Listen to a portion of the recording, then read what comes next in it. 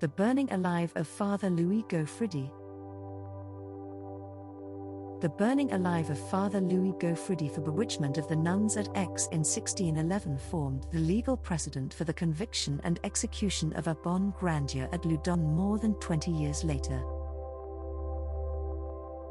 This case was one of the first in France to produce a conviction based on the testimony of a possessed demoniac. Prior to the 17th century in France, accusations from a demoniac were considered unreliable, since most clerics believed that any words spoken by one possessed by the devil were utterances from the father of lies, John 8:44, and would not stand up to accepted rules of evidence. As in Loudun, sexual themes dominated the manifestations of the nuns' possession.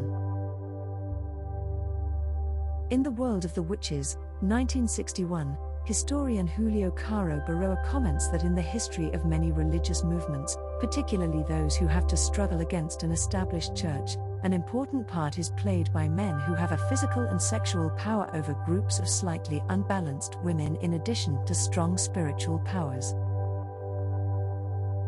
By the 17th century, the Catholic Church was fighting to stem the tide of Reformation through miraculous cures and demonstrations of faith and by the torture of heretics and witches.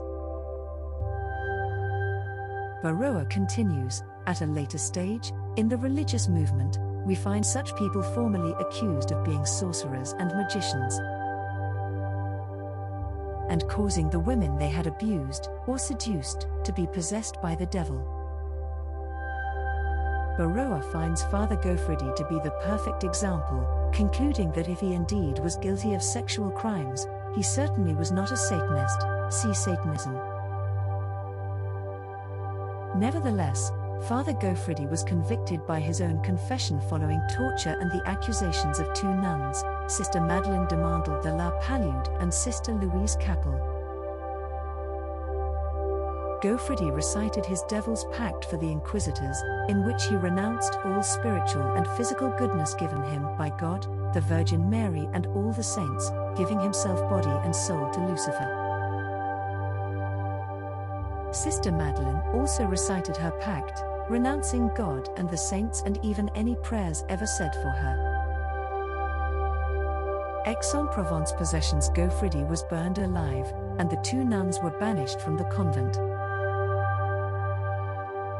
2 years later, in 1613, the possession epidemic at Aix spread to nearby Lille, where 3 nuns accused Sister Marie de Sane of bewitching them.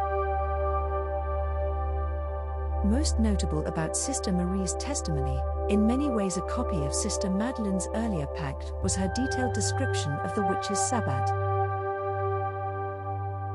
The witches copulated with devils and each other in a natural fashion on Mondays and Tuesdays, practiced sodomy on Thursdays, and bestiality on Saturdays, and sang litanies to the devil on Wednesdays and Fridays. Sunday, apparently, was their day off.